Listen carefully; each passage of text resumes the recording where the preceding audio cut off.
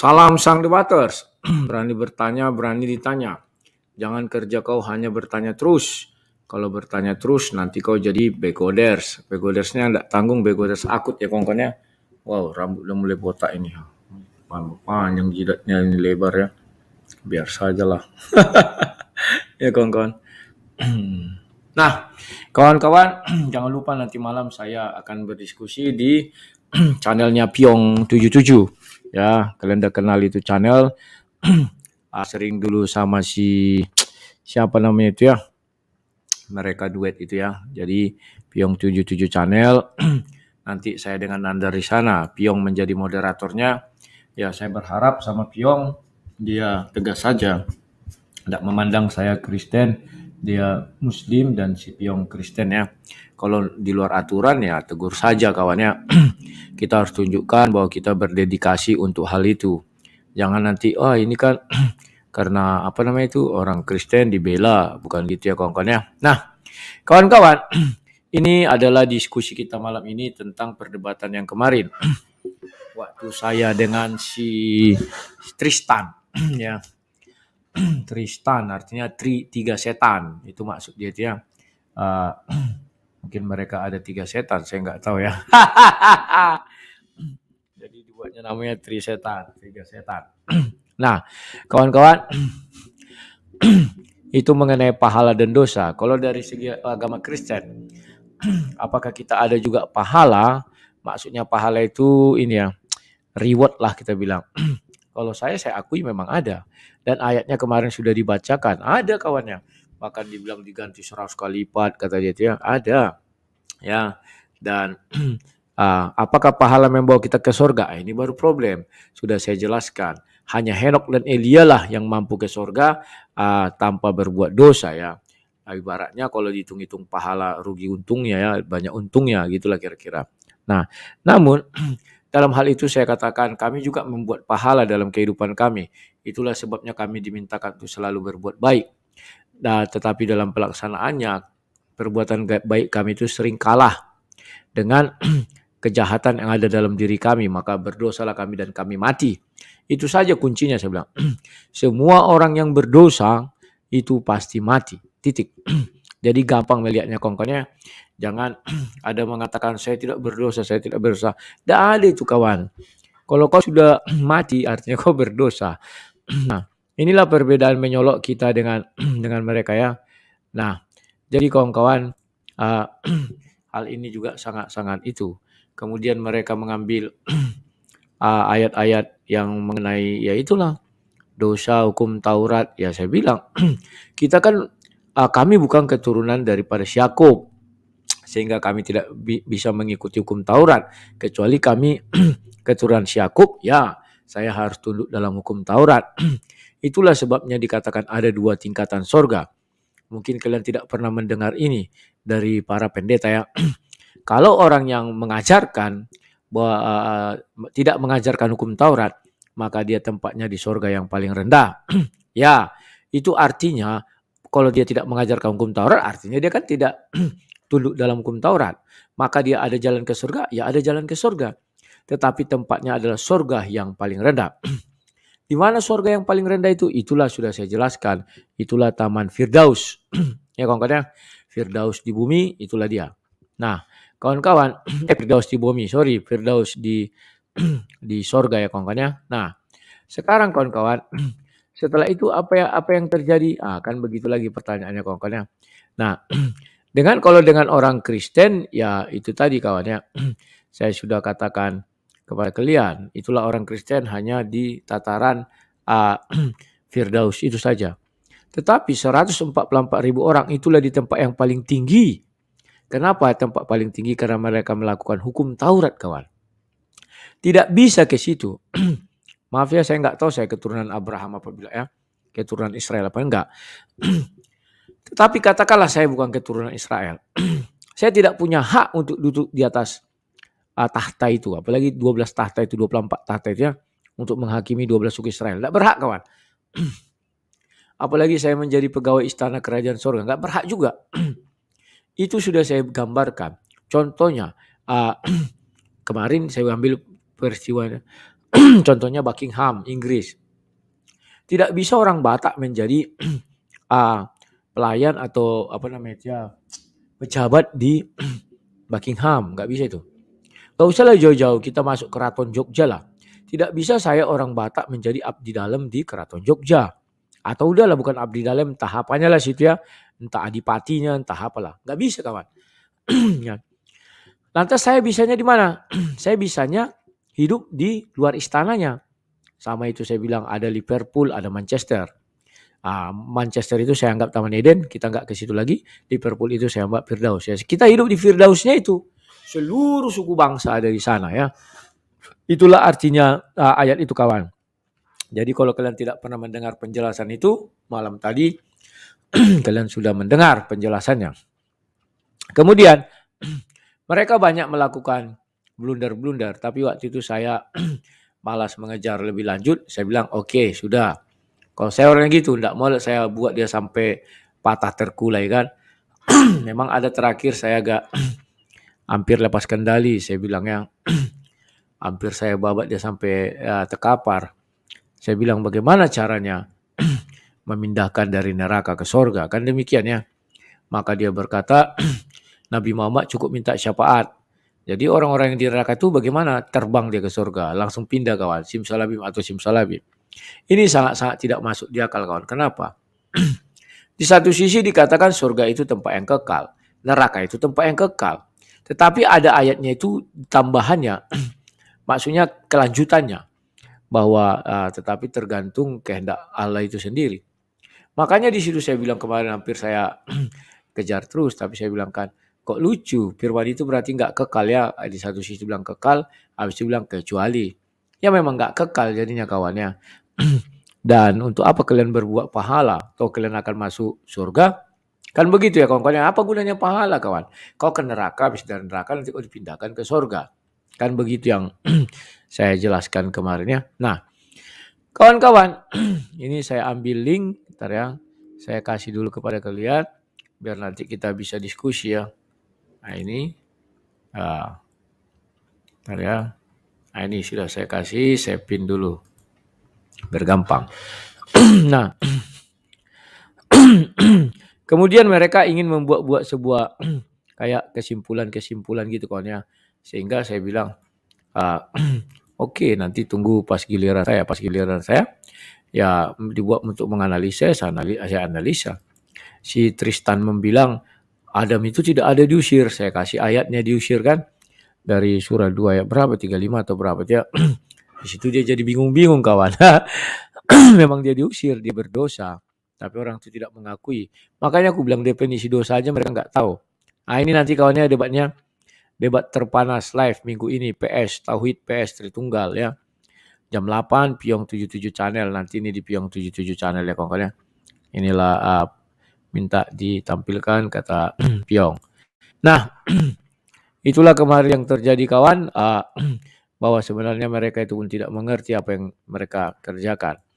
Mereka pun tidak mengerti apa yang mereka ucapkan. Nah itu juga ngerinya kawan ya. Tetapi ya itu bahwa mereka merasa mereka paling pintar ya. Nah jadi kawan-kawan ada lagi hal yang menarik dalam diskusi tadi malam.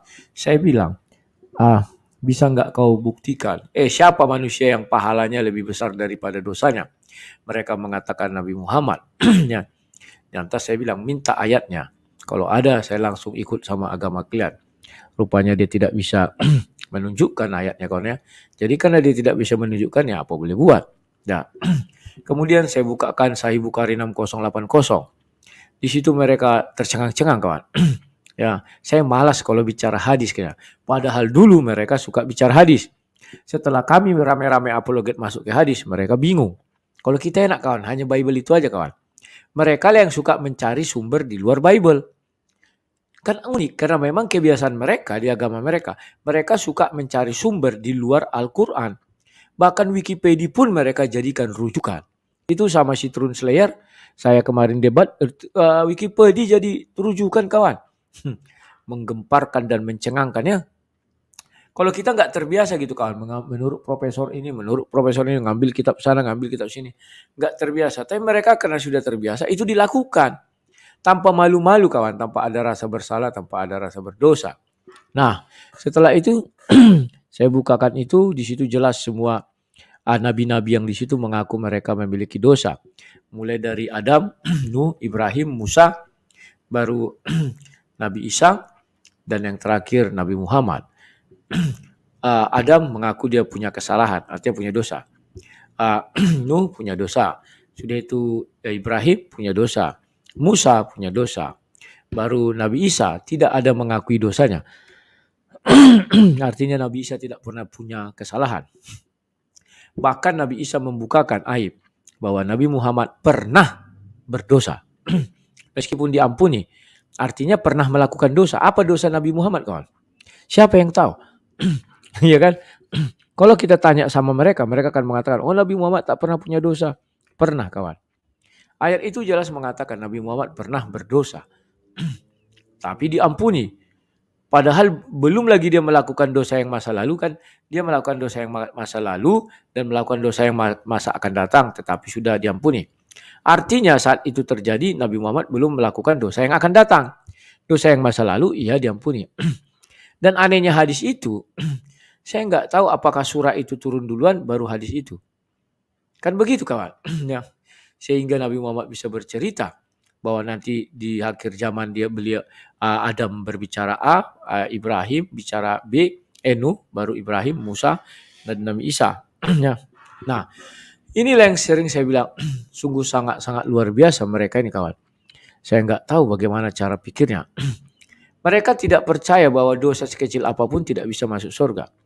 Itulah sebabnya saya katakan si Adam, dia berdosa dan minta ampun dan ampunnya diterima. Tetapi oleh Tuhan dia diusir. Oh enggak, dia enggak diusir, hanya disuruh turun katanya. Ada ayatnya saya bilang. Itulah saya buka surah 2 ayat 35 itu ya. Disuruh keluar. Arti keluar itu apa kawan? Kan diusir kawan. Tidak ada orang disuruh keluar itu, keluarlah dulu kodek, keluar. Kan mengusir juga itu kawan.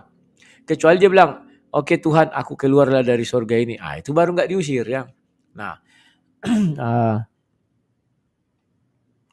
Sola Gracia. Lain kali Bang Rudi kalau debat sama mereka minta open cam. Nggak bisa itu dipenuhi kawan. Karena kalau kita minta mereka open cam, ya kayak Aristo itu kawan. Kelihatan gobloknya. Mereka menunggu-nunggu kawan. Menunggu instruksi dari kawan-kawannya, menunggu WA dari kawan-kawannya, menunggu kirim-kiriman ayat. Itu gaya mereka dari dulu saya sudah paham. Nggak ada itu gaya mereka so hebat. Yang saya akui itu sebenarnya Sinandar saja. Cuman Sinandar ini kepedean aja. Meskipun salah bantai saja. Tetapi anehnya, dia hanya mau membahas Bible. Tidak mau membahas Quran. Karena dia nggak mampu kawan. Tidak akan mampu dia. Oh saya pandai bicara bahasa ini. Kalau dibacanya kan. Oke kamu pandai. Tapi hanya sebatas itu. Coba yang lain-lain dia tidak mengerti tuh kawan. Ya, nanti kita buktikan ya kawan ya. Biar terbukti dan terbongkar semuanya. Nah kawan-kawan. Ini masih pesan yang saya minta open cam. Kita lanjutkan lagi ya. Nah, di dalam diskusi itu kemarin, saya juga melihat berbagainya kelucuan mereka ini. Ya kawan-kawan ya.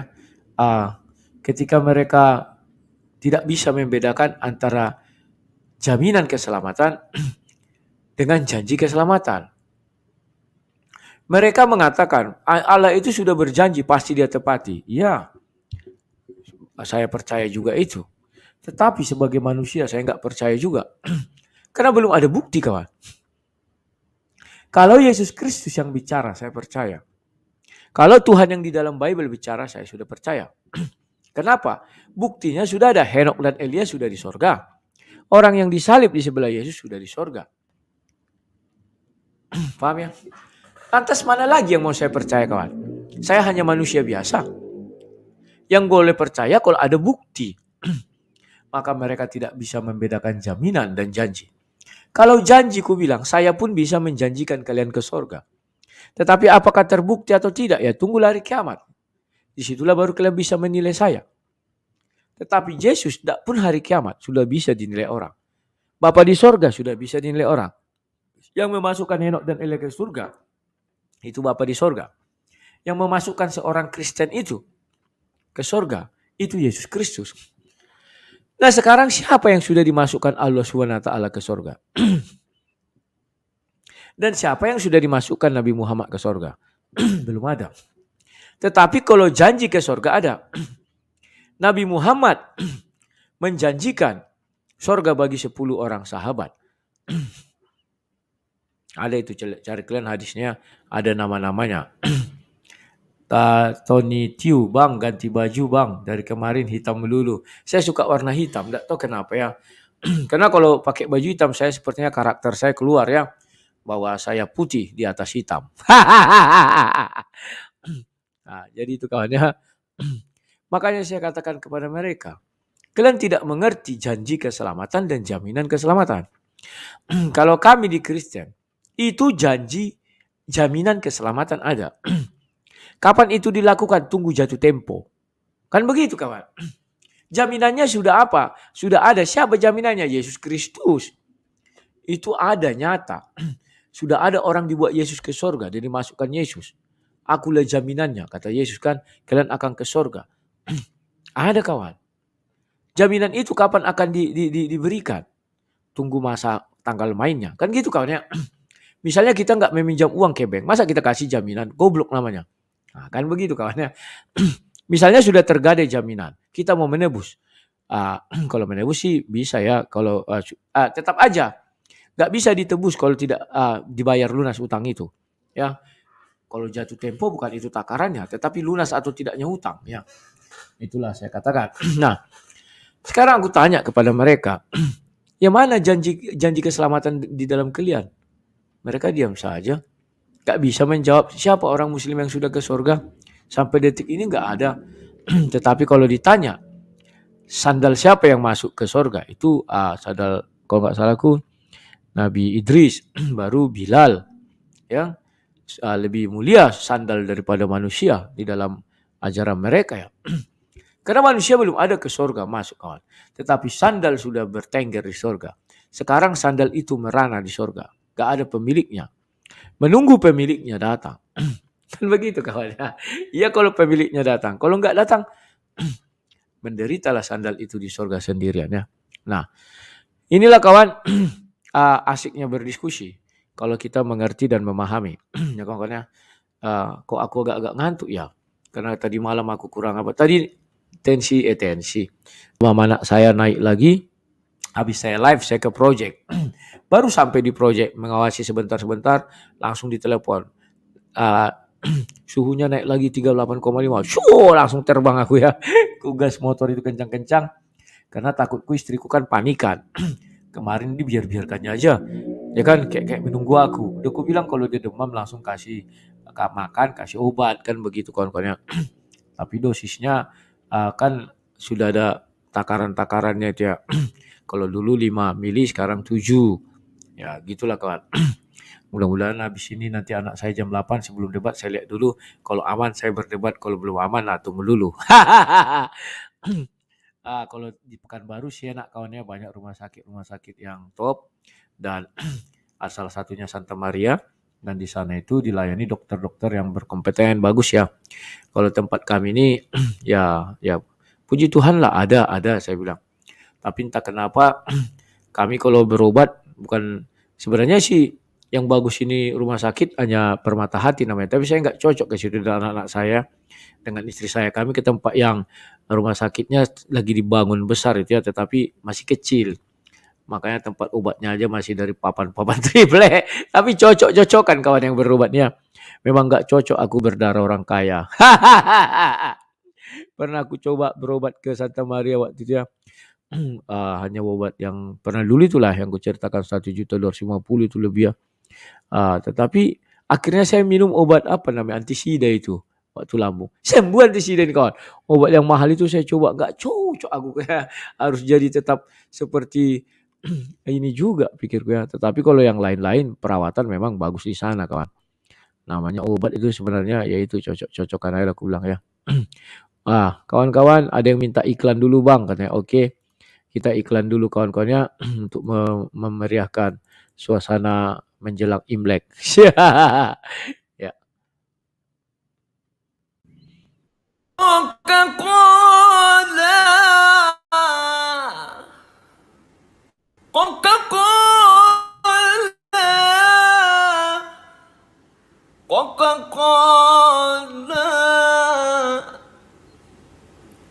وكقال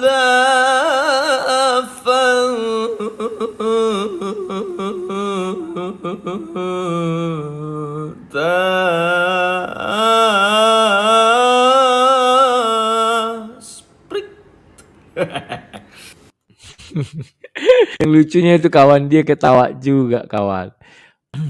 Itu yang enak mendengar ya. Aduh kawan-kawan. Jadi iklan ini sangat-sangat menarik kawan. Dan ya yang naik namanya di sini Coca-Cola Fanta Sprit. Itu iklan yang mantap kawannya. Nah kawan-kawan silakan masuk. Itu alamat sudah ada saya buat. Kita diskusi, kalian sudah menyaksikan tadi malam diskusi tersebut. Dan saya harap kalian mendapat catatan-catatan kecil dari hasil diskusi tersebut. Ya, kalau kita masih berharap yang kayak siapa muncul si mana itu mimpi. Mereka itu orang-orang yang takut, tidak mau berapologet, ya, mempertahankan imannya aja atas ucapan yang suka-suka. Mereka bisa bicara Bible sebab senak perutnya, tapi orang Kristen jangan coba-coba, ya kawan-kawan. Jadi memang itulah uniknya.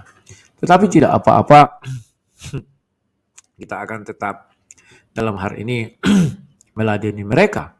Kalau ditanya apa yang kau harapkan dari sebuah perdebatan? Dari dulu pernyataan saya nggak berubah.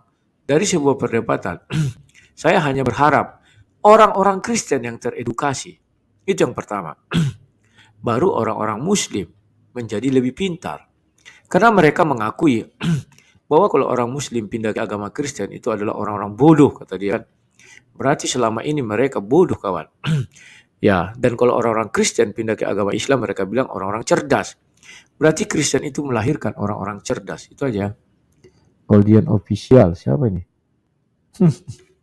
Aduh, orang ini. Kalau bisa jangan ucap-ucap kotor ya kawan-kawan ya. Aku tadi ini apa ya?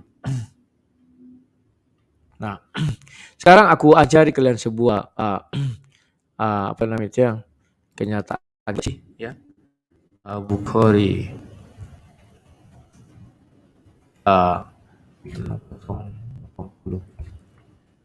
Nah, ini nanti kalian di mana-mana tolong buka hadis Bukhari 6080 ini. Tanyakan apa sih dosa Nabi Muhammad yang dulu dan apa sih dosa Nabi Muhammad yang akan datang. Bilang aja. Tolong jelaskan kepada kami. Mereka akan malu-malu dan mungkin tidak akan menjawab itu. Ini ya di sini ini. Ini kan Nabi Isa berkata, dan Isa juga mengatakan, saya tidak berhak meringankan kalian sambil berujar. Datanglah kepada Muhammad SAW, sebab dosanya yang dahulu dan yang akan datang telah mendapat ampun. Bilang, saya tertarik terhadap kalimat ini. Kira-kira apa dosa Nabi Muhammad zaman dahulu? Ketika beliau menjadi Nabi atau sebelum Nabi berdosanya? Kan gitu kawan. Penting itu kawan. Ya. Dan memang unik sekali hadis ini kawan. Orang suci, orang yang tidak punya dosa, tidak berhak memindahkan orang dari neraka ke surga. Tetapi orang yang berdosa bisa punya kuasa, orang yang pernah berdosa, ya kak, bisa punya kuasa memindahkan orang dari neraka ke surga. Di mana logika berpikir kalian? Ternyata lebih berkuasa orang yang berdosa. Ngapain kalian jadi orang suci? Jadilah seorang pendosa agar kalian bisa memindahkan orang dari neraka ke surga. Ya kawan-kawan ya. Oke, ini sudah ada si Netral. Halo Netral, hidupkan mikrofonnya lekku. Selamat malam. Langsung nampak. Malam langsung ya. Nampaknya ini. Siap. Kebetulan. Karena masih pergantian waktu. Siap. Iya. Baru kita tuh sakit ya, kurang sehat. Iya, dia demam. Nggak tahu aku entah kenapa demamnya itu. Iya, Tadi malam. Kalau apa dikasih sup aja lah, sup B1 lah. Itu bagus itu. Untuk menurunkan menambah stamina ya, lah. Mana tahu nanti arahnya ke situ kan. Iya. Siap. Itu. Jadi menanggapi mengenai apa itu yang kemarin lah ya. Kayaknya orang ini udah habis senjata kayaknya lah. udah pakai undang-undang ulama luar negeri. Ya, entah betul tanda ulama itu kan, tahu ustaz apa itu kan. Jadi kayaknya nggak ada lagi yang dalam negeri, produk dalam negeri mereka gitu. Atau entah karena mereka terlalu kuat hitung-hitungannya, setiap mengundang ustaz harus bayar. Nah, kayak gitu kan. Atau memang orang ini takut lai permalukan, mungkin seperti itu lah. Saya kira menurut lagi gimana itu? Benar apa tidak yang disampaikan ya? Menurutku pertama, kalau ulama-ulama besar atau ustaz-ustaz besar, mereka takut dipermalukan, itu pasti. Maka banyaklah yang namanya ustaz dadakan, pemabuk pun menjadi ustaz, banyak itu. Iya betul. Itu beberapa ya kesini lah ya, mulai tahun 2002 ini ya, dari akhir tahun 2001 kemarin, itu kan sudah 2001. Mulai mereka mengundang-undang. Iya, sudah mulai mengundang-undang ulama-ulama kayak dari Malaysia kan gitu kan. Walaupun dia berbahasa Melayu, tapi kan tetap negara lain itu, bukan Indonesia kan begitu. Mungkin mereka berharap begini. Mungkin mereka berharap ulama-ulama ini mampu memberi perlawanan sengit terhadap orang-orang Kristen. Ternyata setelah kita lihat, mulai dari Ahmad Deedat sampai Zulkarnain, itu semua sama pola pikirnya, sama, nggak ada berubah. Jadi mereka berharap sesuatu tidak ada guna, karena mereka ini satu produksi dan satu DNA Begoders. Ya betul-betul, itu kan kayak apa itu yang pernah mengucapkan, kita sebagai orang Islam ini berpikirlah, jangan malu untuk murtad, katanya kan begitu. Iya, syukur. Syukur, itu ya, Sakur Pak Sakur itu kan. Dari situ kan udah jelas sebetulnya, tapi mereka kayaknya sini memang sudah hitung-hitungan untuk cari follower aja lagi.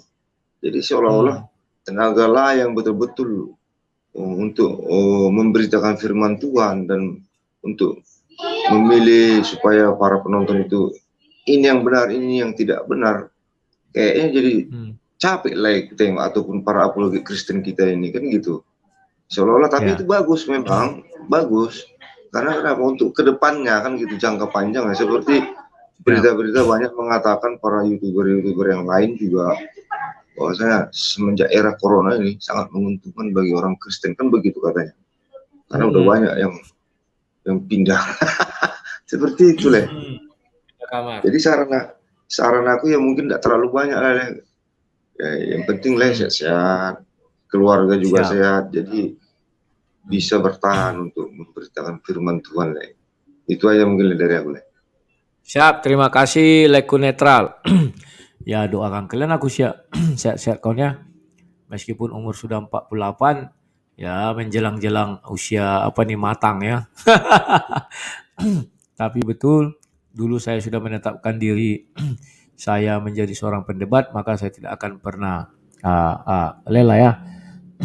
Makanya orang bilang dulu saya kawan maniak sekali berdebat ini.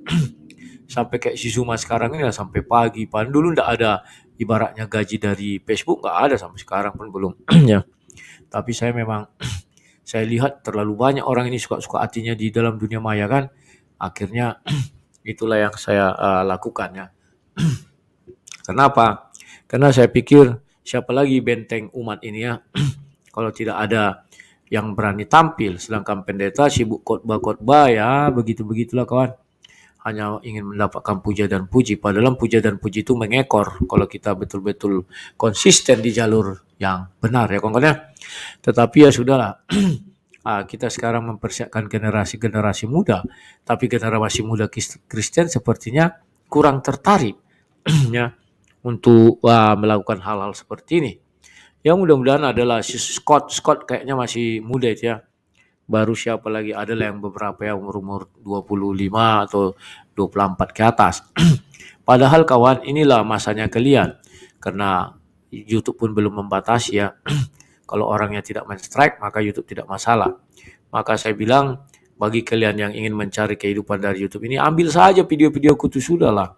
Kalian buat langsung judulnya, buat heboh-heboh, nggak masalah ya kawan ya.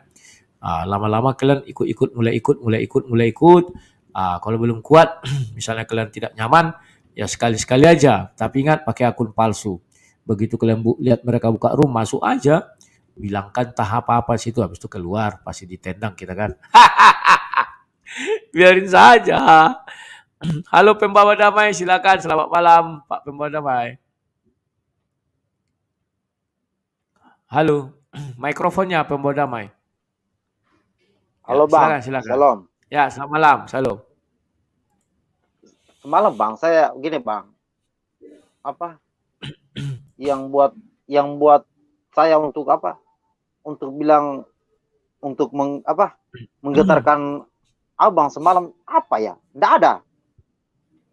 Jujur Bang, gini, kan setengah jam saya nonton Bang, saya nonton abang debat sama dia. Saya bilang ini orang debat seakan-akan bagaimana ya? Seakan-akan berbicara sama teman loh. Tentang mempertanyakan ini, mempertanyakan itu. Tapi dia tidak paham Bang, apa yang Abang tanya. Apa yang Abang tanyakan, dia tidak pernah menjawab. Bahkan melebar kan? Menjawab pun lari. Iya, makanya aku bilang, kembali saya begini Bang, ke sana. saya minta maaf Bang. Ya. Ya, makanya saya begini semalam Bang. Makanya saya bilang, bukan saya tidak mau nonton Abang.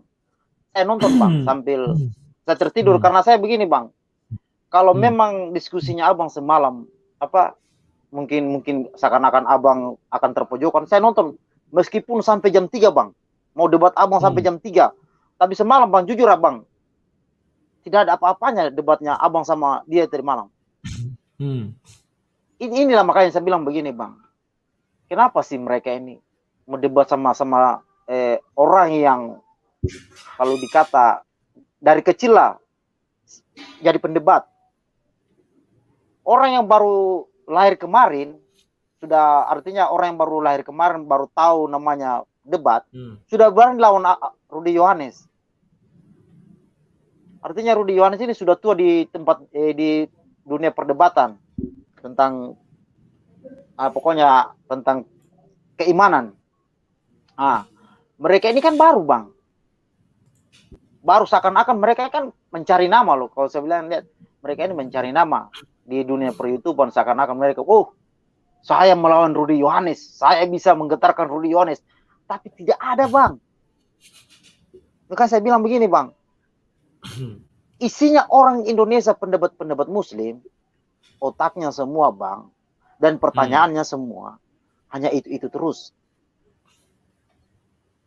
Begini Bang, pada intinya kalau orang makan Bang, makan ikan asin terus. Jadi apa yang membuat saya mau tertarik nonton debatnya Rudy sama yang semalam itu Bang? Tidak ada Bang. Makanya saya bilang kalau memang debatnya seakan-akan mulai memanas, seakan-akan Rudy Yohanes mau dipojokkan, saya nonton bahkan sampai jam 3. Kalau misalnya Rudy Yohanes debat sampai jam 3, saya nonton sampai jam 3. Kalaupun sampai pagi, saya nonton sampai pagi. Supaya begini Bang, supaya kalau memang Rudy Yohanes setengah mati menjawab yang ditanyakan tentang Alkitab, saya buka sendiri Alkitab saya sendiri. Dan kalau memang Rudy Yohanes tidak bisa menjawab, saya buka lagi di Alkitab saya sendiri. Oh iya betul loh. Ini yang ditanyakan sama Rudy Yohanes dan Rudy Yohanes tidak menjawab. Tapi kalau dari almarhum Iksan Bokong Kinta sampai sekarang Bang, pertanyaan itu melulu. Apa yang kita mau pelajari Bang? Baru mereka sih kalau membicarakan kitab kita sendiri Bang, bukan main pintarnya Bang. Tapi giliran ditanya kitabnya sendiri Bang, mereka tidak tahu. Keteteran. Makanya saya bilang begini, cukuplah apologet Indonesia melawan Rudy Yohanes. Kalau bisa, datangkan yang langsung dari induknya. Datangkan langsung dari induknya. Debat sama Rudy Yohanes. Dan kalau memang tidak bisa pakai bahasa Indonesia, orang itu tidak bisa pakai bahasa Indonesia, pakai terjemahan. Itu baru. Saya mau lihat juga ilmunya orang dari induknya langsung, tempatnya asal agama ini. Karena di Indonesia nih Bang, Indonesia ini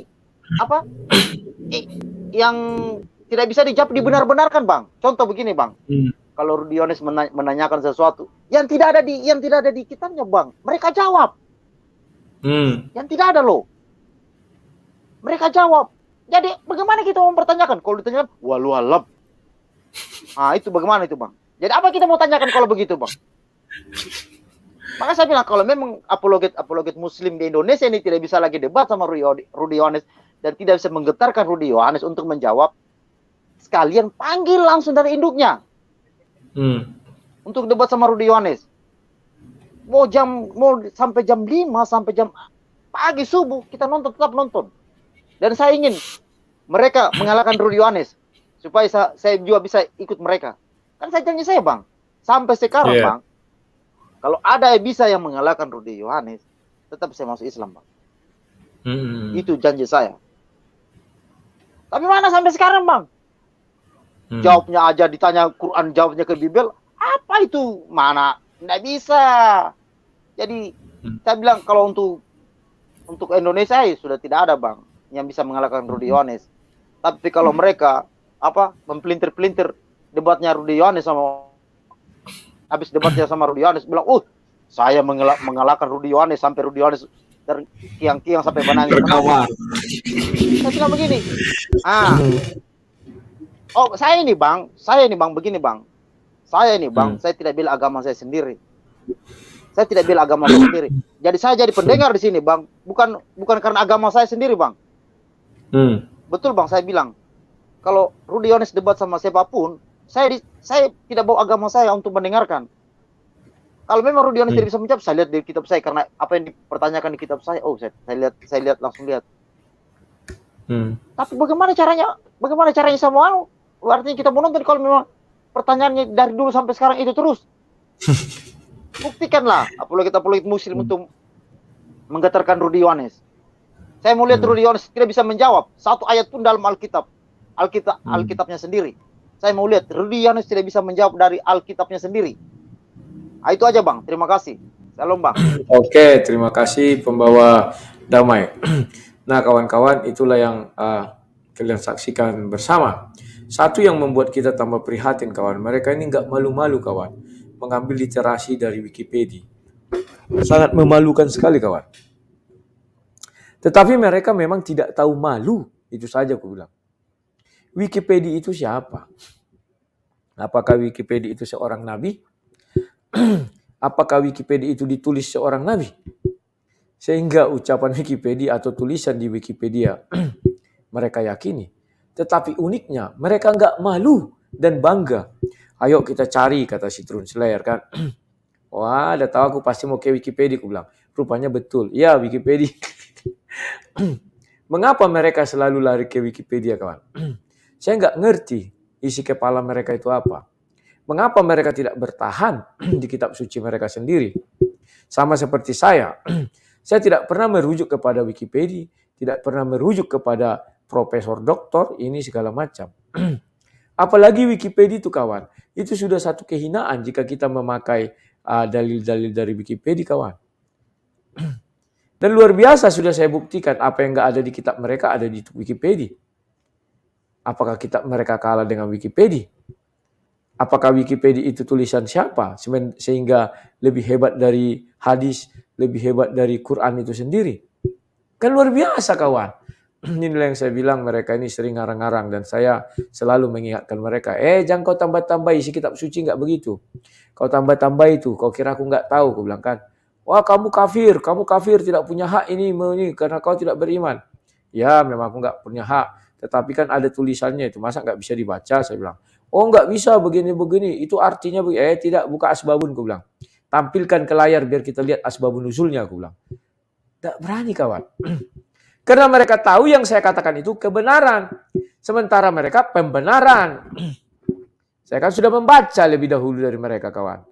Kayak kata si Jason Meong, orang itu lari ke Al-Quran, aku duluan di situ misalnya. Aku lari ke hadis, dia baru nyusul. Sekarang aku lari ke Sirah Nabawiyah, mereka baru nyusul. Kan begitu.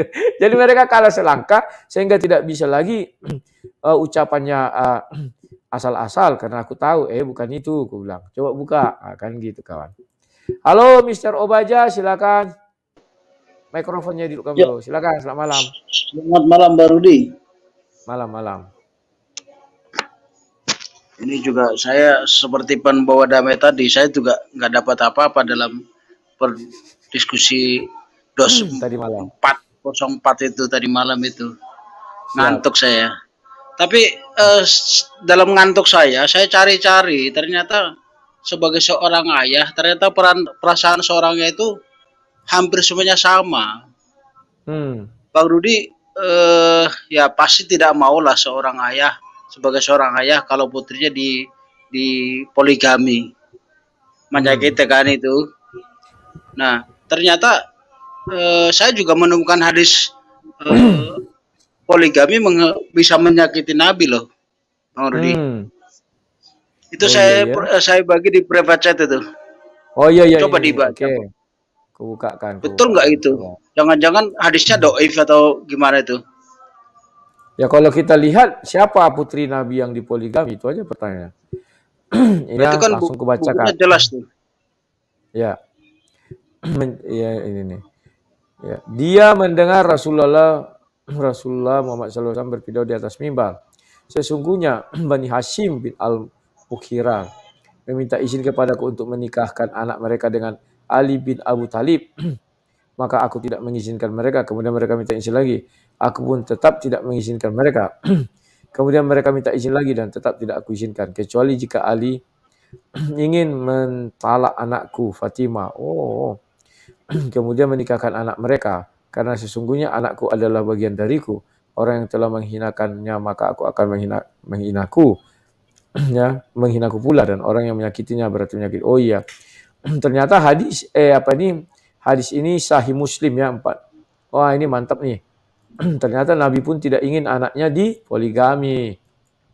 Iya, kalau kita baca judul atasnya kan jelas itu buku tentang keutamaan sahabat, bab keutamaan Fatimah itu.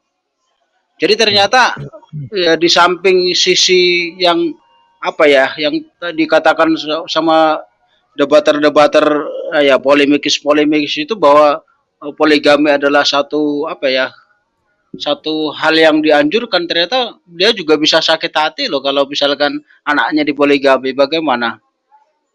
Ini tanya loh Bang Rudi, ini jangan-jangan hadisnya doif ini? Enggak sahih, kalau Muslim sahih.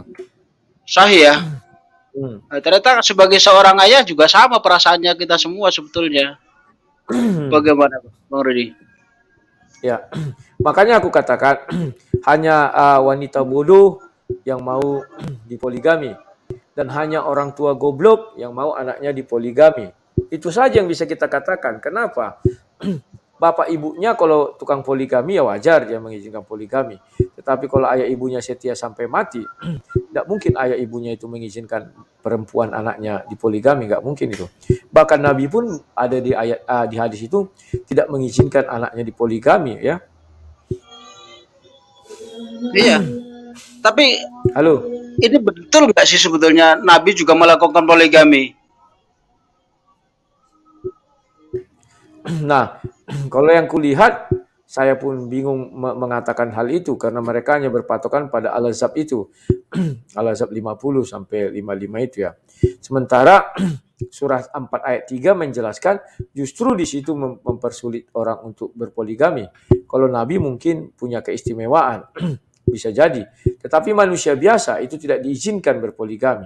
Maka dasar poligami itu dijelaskan di surah 4 ayat 3 itu pertama harus dia punya cita-cita ingin menikahi anak yatim.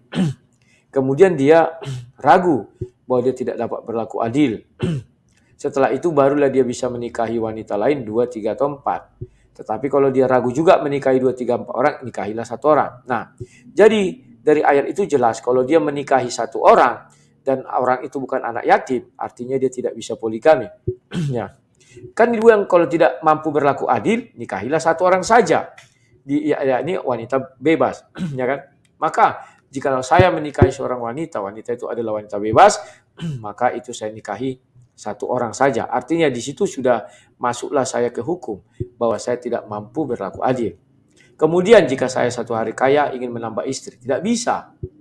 Karena ayat itu tidak berkata nikahilah lagi 2 atau 3, terbalik. Tetapi 2, 3, 4 lebih dahulu, baru 1. Kalau nggak sanggup.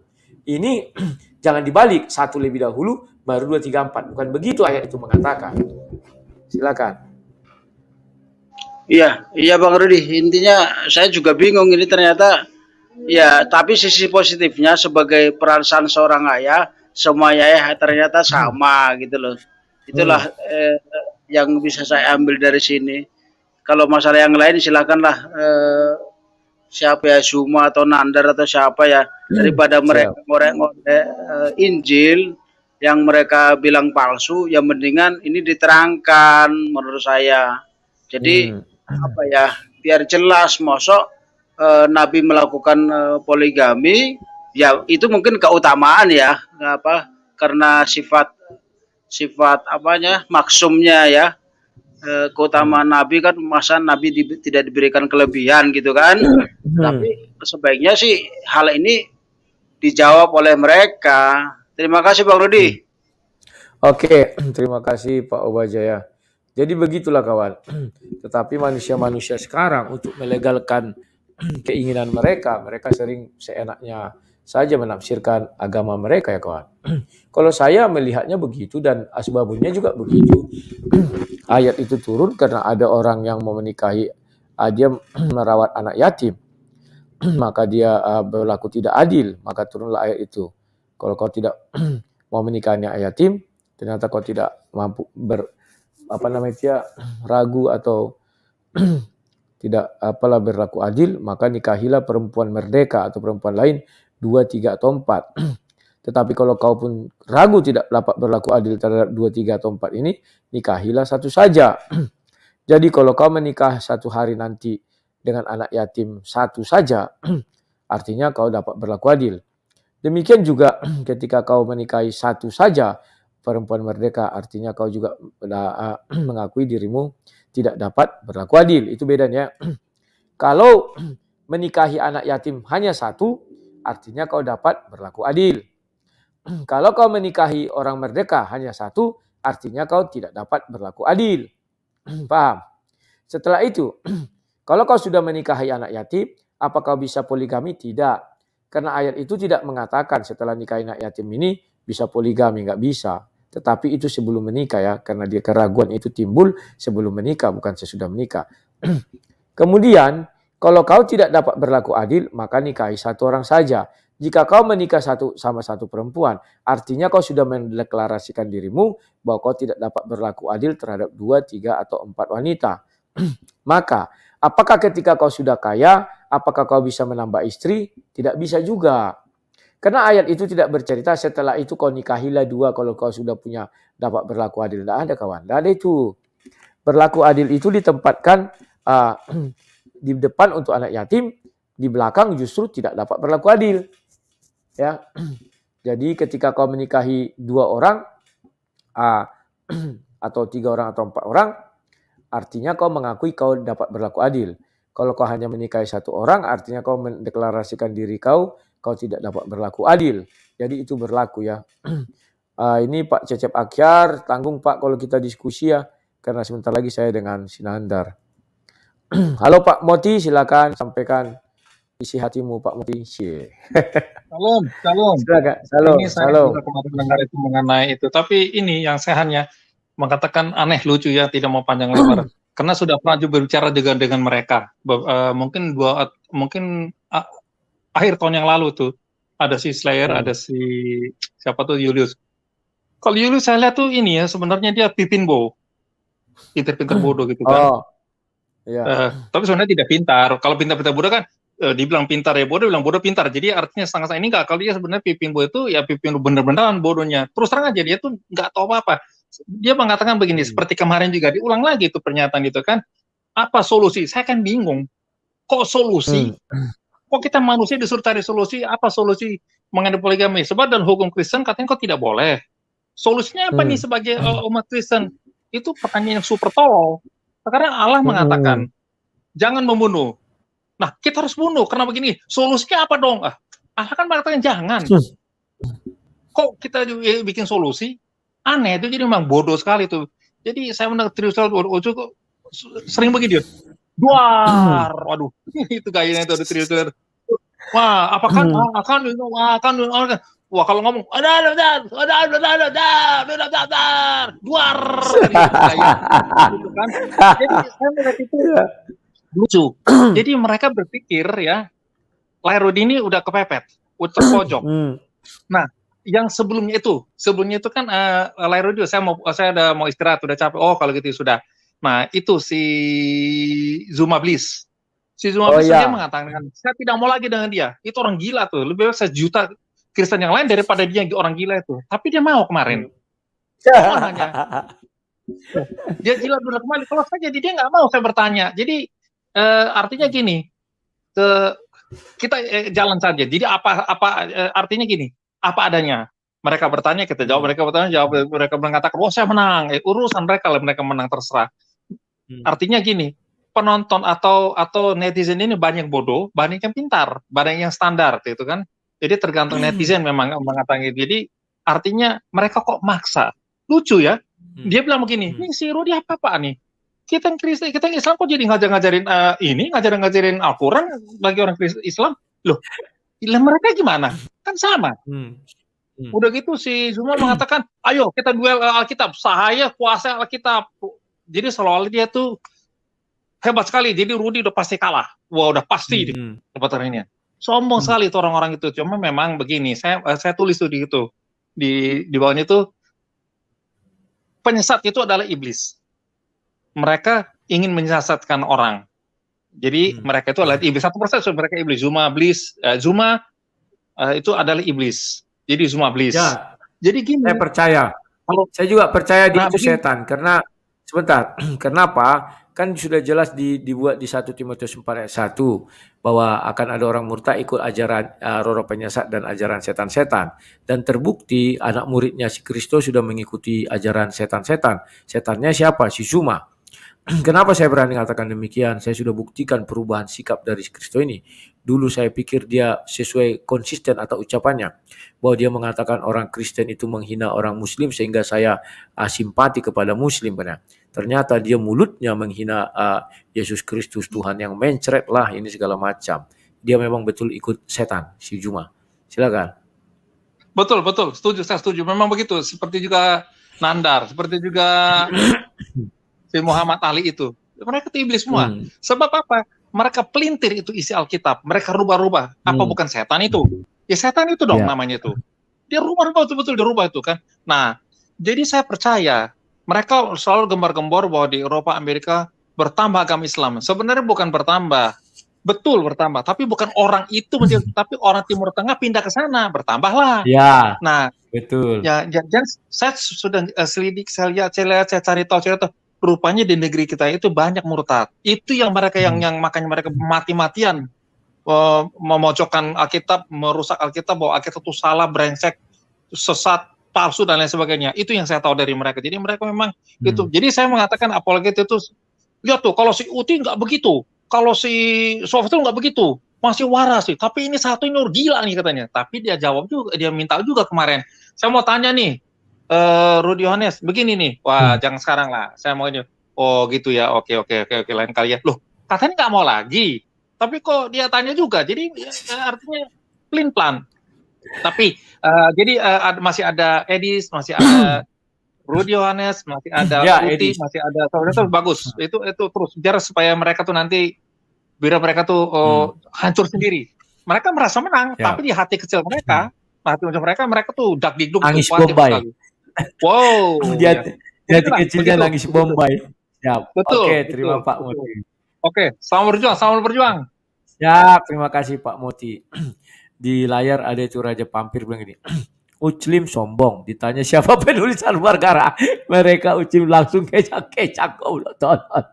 Iya benar ya. Saya ingat kemarin waktu bertanya sama dokter, tataran dokter kawan. Yang mulutnya lincah bicara, wah begini Bible itu begini ditulis ya, sekali langsung kutanya siapa penulis Al-Baqarah, kejang-kejang gak bisa dia jawab kawan.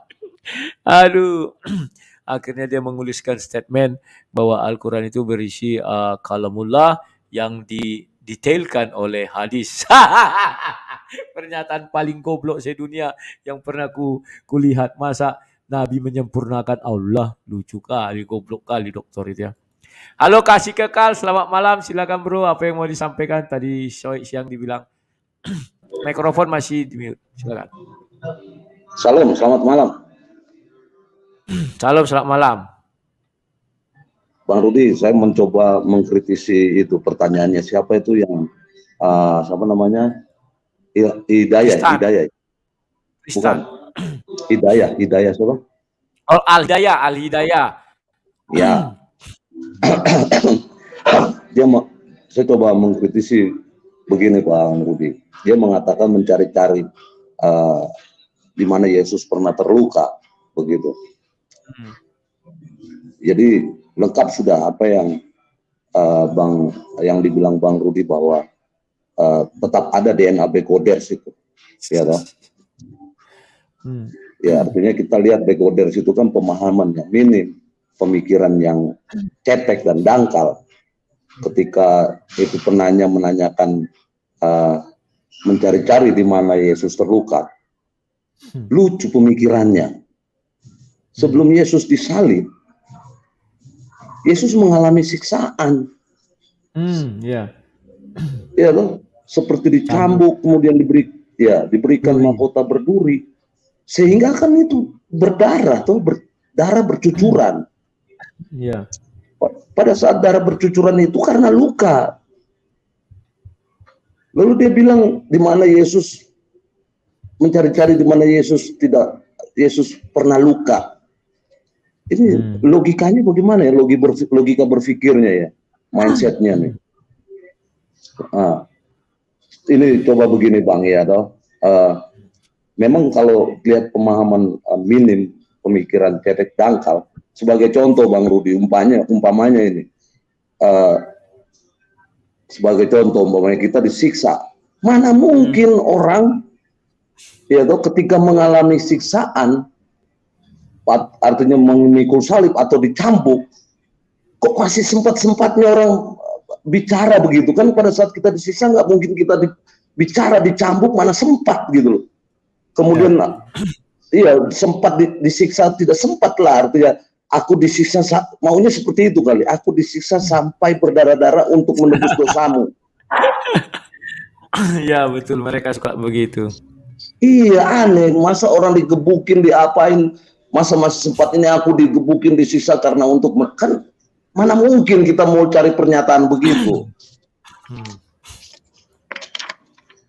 Aneh, itu pertama. Kedua, kemudian dia tanya, disalib dia juga tidak mungkin mengatakan itu. Ini bagaimana ya logikanya ini? Logika berpikirnya. Sudah jelas-jelas Tuhan Yesus disalib itu menebus dosa manusia gitu loh. Kan disalibkan Tuhan Yesus tidak mengatakan itu, maksudnya pengampunan dosa, penebusan dosa. Pada saat Yesus disalib, Yesus pun sudah mengatakan penebusan atau pengampunan dosa.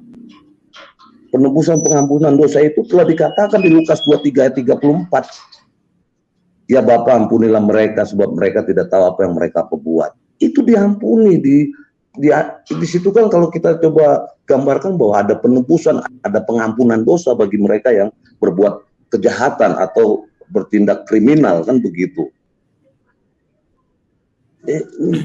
Logika berpikirnya tidak sistematika. Kemudian bagaimana ya strategi justru itu apa ya Bang, supaya mereka tidak menjadi backwards? Begini Bang. Iya, strategi jurus itu apa? Gitu loh, supaya mereka tidak menjadi backwards. Kalau Bang Rudi punya jurus Tai Chi Master, ya toh? Kalau Bang Rudi punya jurus Tai Chi Master, kalau saya punya jurus supaya mereka yang di dunia lain sana tidak menjadi backwards, ya pakai jurus silat mabok aja Bang. Gitu Bang, pakai jurus silat mabok. Jadi kalau orang mabok itu ngomongnya sembarang-sembarang Bang. Gitu loh. Itu Bang yang coba saya mengkritisi apa yang menjadi pertanyaan mereka. Saya tidak mau ada menggugat atau menghujat seperti itu. Jadi itulah kritisan saya seperti itu Bang. Terima kasih Bang Rudi. Selamat malam. Oke. Terima kasih kekal ya.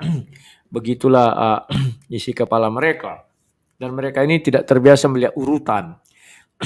Tapi percayalah lama-lama mereka ini akan cerdas. Dan ketika mereka cerdas, mereka ini hanya dua pilihannya.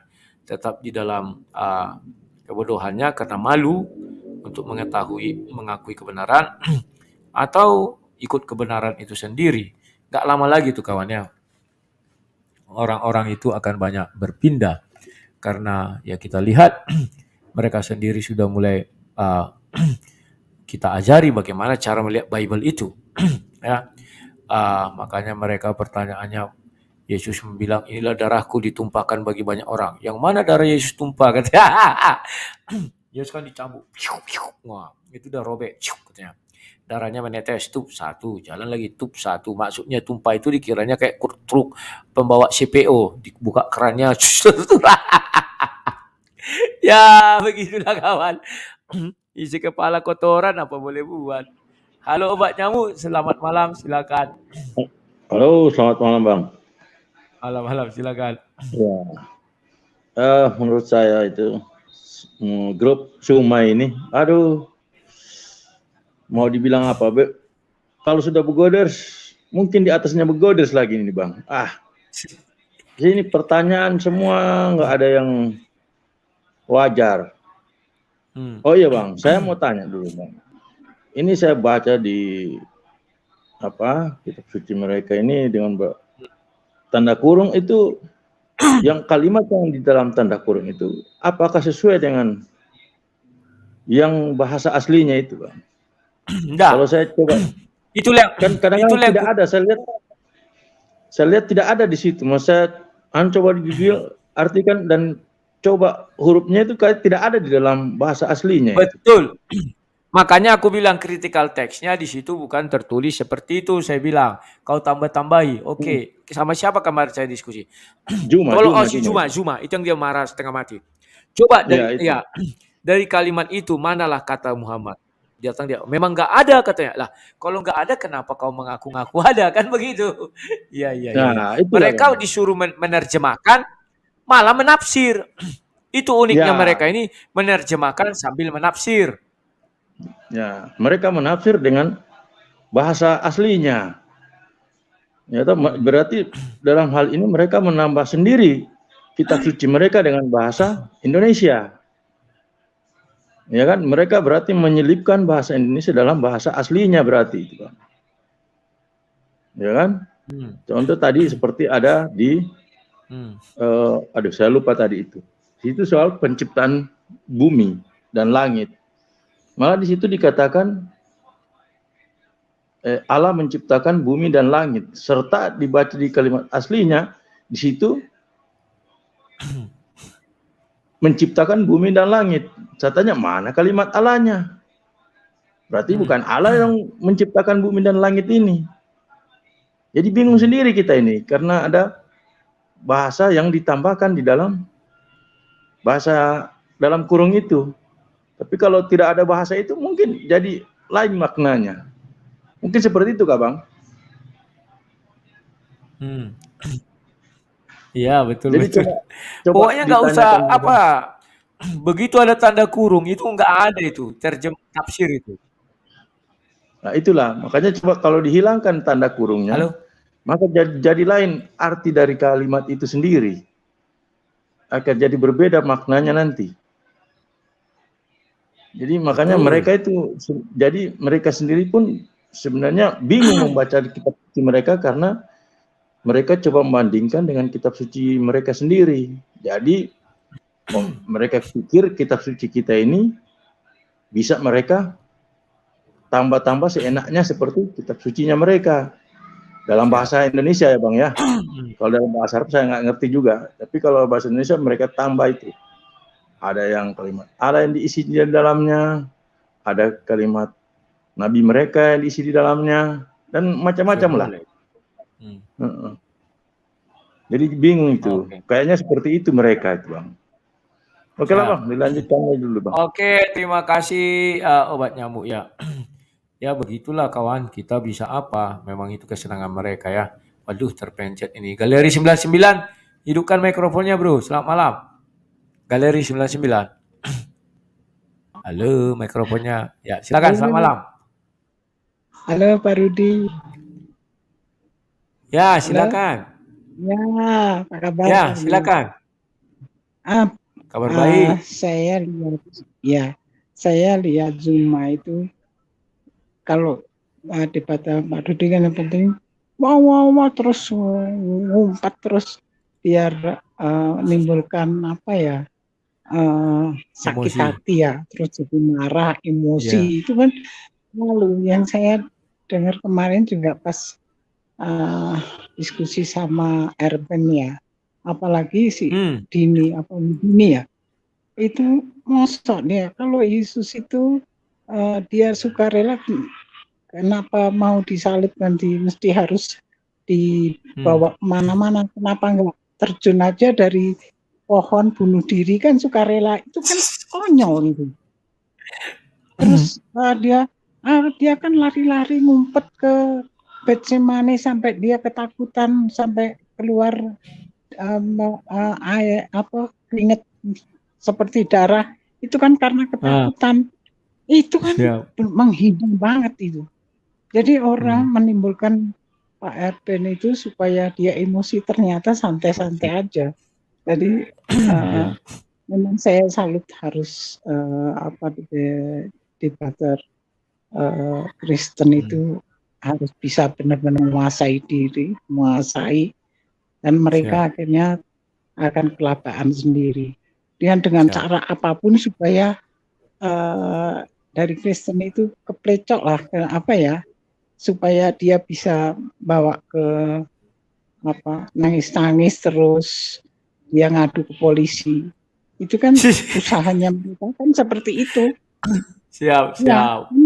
Ya, akhirnya kan saya bilang, berarti Tuhannya dia itu polisi kali, pembelanya dia polisi, jadi Tuhannya nggak bisa bela, jadi larinya ke polisi.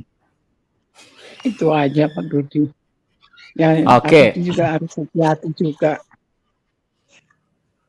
supaya jangan kepleset. Siap. Terima kasih Pak Galeri 99. Siap. Selamat malam. Jadi kawan-kawan, betul kata Pak Galeri, mereka tidak memberikan kita banyak pilihan. Maka pilihan yang mereka berikan kepada kita harus pandai menjaga lisan, pandai mengontrol emosi. Ya, puji Tuhan kawan.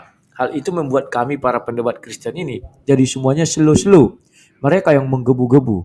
Tapi memang ada yang gampang terpancing, tapi syukur mereka tidak tampak wajah. Kalau kalian tidak tampak wajah dan orang baru, langsung aja suka-suka kalian mau memaki-maki lah situ kalau lagu itu ya. Tapi kalau kayak orang-orang saya Erben Channel, baru si Edis, baru si Pak Layar dan lain-lain itu, ya mohon maaf ya, memang kami harus pandai ngatur strategi lah ya. Dan mereka tidak beri pilihan, ya pilihannya itu ya. Si bibir loncong sudah dirumbang kali ya. Kawan-kawan, ini terakhir ya, sabar. Ini terakhir pencari kebenaran. Halo pencari kebenaran, selamat malam. Hidupkan mikrofonnya bro. Bro pencari. Mikrofonnya masih unmute itu. Ya, selamat malam. Malam Le. Salam, silakan. Ya, mana lah kita bilang. Kalau udah kayak gitu, halo, silakan. Keterbatasan daya pikir mereka juga nggak bisa kita ngomong lagi bagaimana. Mau didebat mereka, pertanyaan seperti yang dibilang kawan-kawan tadi hanya itu aja. Jadi kita bosan itu aja, ada perkembangan yang menurut saya ya kalau bisa lah ya agak apa gitu, memancing emosi dia bahwa kita gini-gini supaya agak seru gitu, tapi jangan sampai kita ke dalam apa tadi, lapor sana lapor sini. Kan mereka senangnya gitu kalau udah kita menghujat mereka baru lapor. Ini telah menghujat ayat-ayat kitab kita seperti MKC kan, lapor gitu dia. Ya.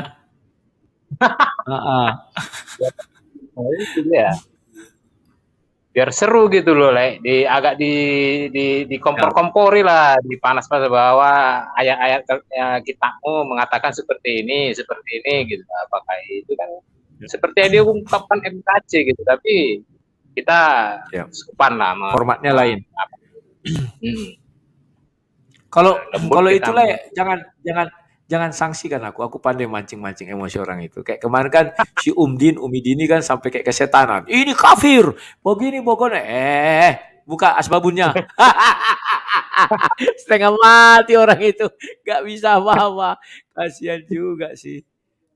Oke lah, itu aja lah dulu biar live sama debat pencari kebenaran. Siap. Halo Pak Cecep Akyar, maaf ya ini saya tutup dulu siaran ini. Saya mau pindah ke room debat. Kenapa demikian ya? Karena mohon maaf saya jam 8 harus berdebat dengan Sinandar. Bili-bili bala-bala bolo-bolo. Jangan kemana-mana kawan, nanti gabung lagi di siaran yang satu lagi yang sudah saya siapkan. Kita di sana mungkin 5 menit lagi saya akan siap untuk berdebat. Sekian dan terima kasih. Salam sang debat.